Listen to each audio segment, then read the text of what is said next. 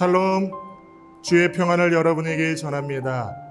특별히 고난주간 성금요일로 오늘을 보내실 때에 예수님의 십자가의 사랑을 깊이 묵상하시며 그 사랑을 고백하는 오늘 하루 되시기를 진심으로 소망합니다. 오늘 주시는 하나님의 말씀 같이 나누도록 하겠습니다. 제6시가 되매 온 땅에 어둠이 임하여 제9시까지 계속하더니 제9시에 예수께서 크게 소리 지르시되 엘리 엘리 라마 사박다니 하시니 이를 번역하면 나의 하나님 어찌하여 나를 버리셨나이까 하는 뜻이라.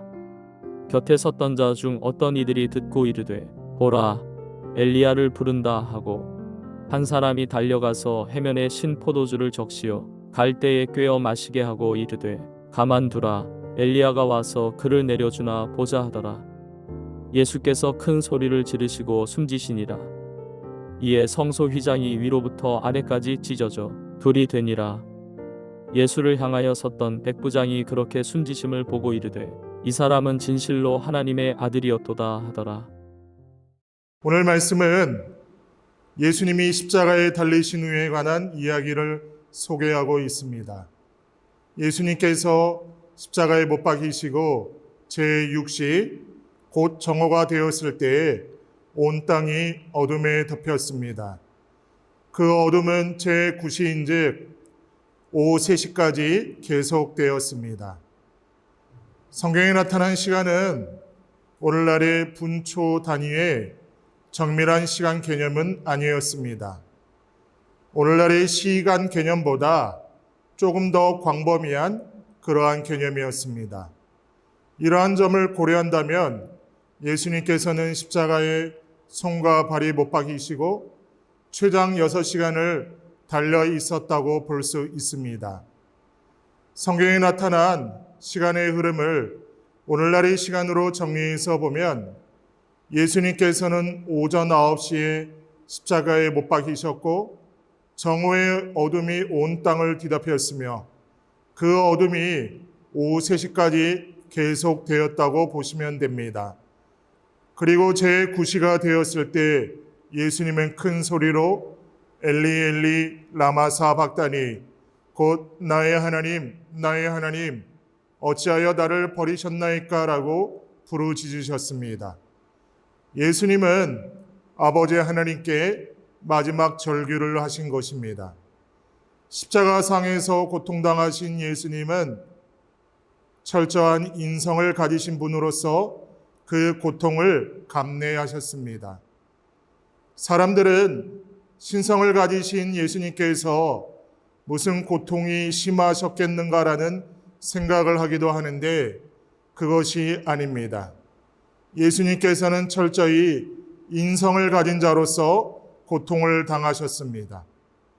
엘리 엘리 라마 사박다니는 예수님의 십자가 고난의 절정을 가장 잘 느끼게 해주는 말씀인 것입니다. 마태복음 27장 46절에도 같은 말씀이 기록되어 있습니다. 그리고 이 부르짖음 후에 예수님은 숨을 거두셨습니다. 마태복음은 영혼이 떠나시니라 라고 말씀을 합니다. 예수님은 십자가상에서 절규할 수밖에 없는 고통을 당하셨습니다. 예수님께서는 공연하듯 소연하게 엘리 엘리 라마 사박단이라고 부르짖으신 것이 아닙니다. 생애의 마지막 순간에 피눈물을 쏟으시며 절규하신 것입니다. 그런데 예수님의 십자가상의 외침에서 주목할 점이 있습니다. 그것은 나의 하나님입니다. 복음서 어디에도 예수님께서 하나님을 지칭할 때 아버지라고 부르셨지 하나님이라고 부르신 적이 없습니다. 유일하게 이때 십자가상에서 예수님께서는 하나님이라고 부르셨습니다. 그 이유가 무엇 때문이었을까요? 그것은 바로 인성을 가진 자로서 절대자이고 신이신 성부 하나님께 호소하기 때문입니다.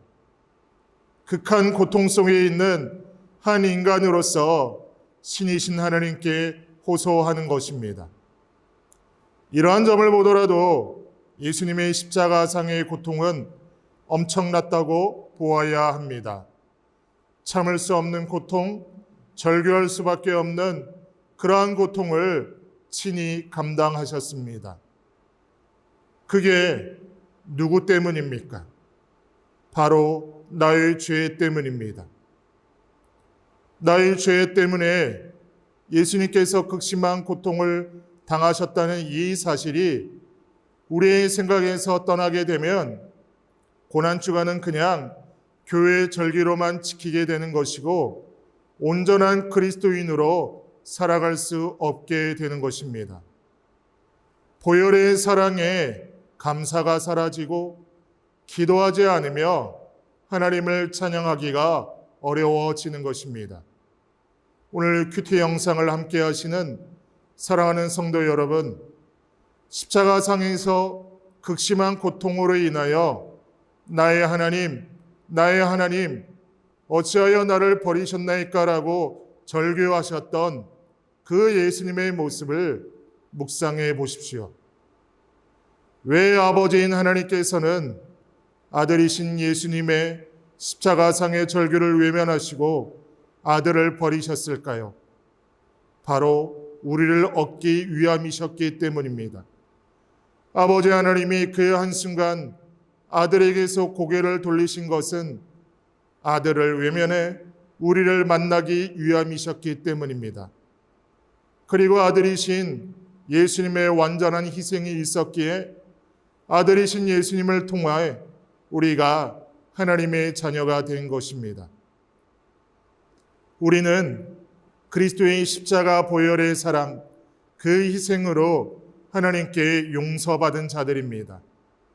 그리스도의 십자가 희생이 있었기에 우리는 하나님께 받아들여졌으며 우리의 영혼과 존재가 치유되고 회복되었습니다.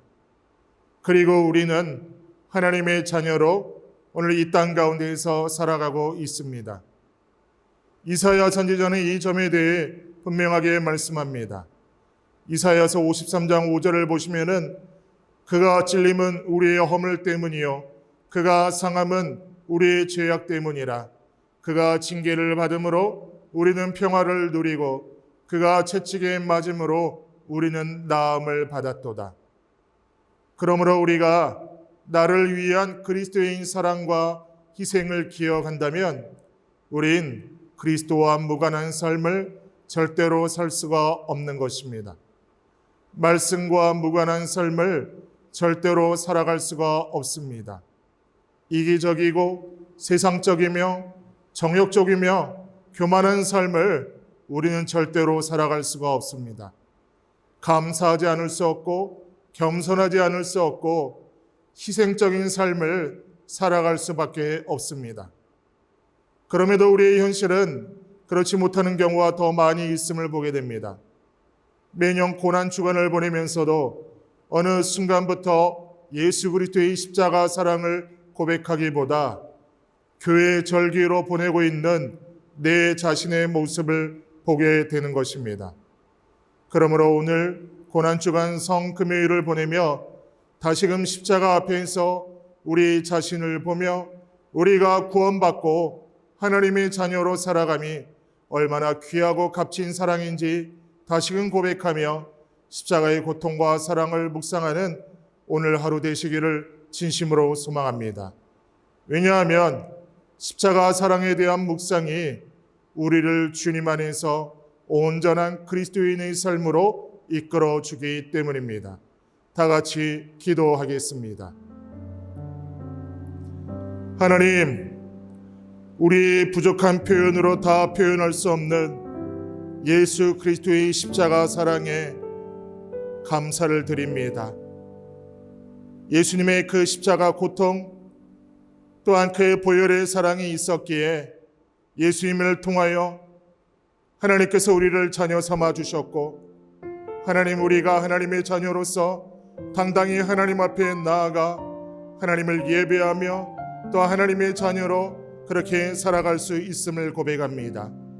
오늘 고난주간 성금요일을 보내며 예수님의 십자가 사랑을 다시금 묵상하게 하여 주시고 그 십자가 사랑 앞에서 우리의 나아갈 바를 밝히 보는 오늘 하루 되게 하여 주옵소서.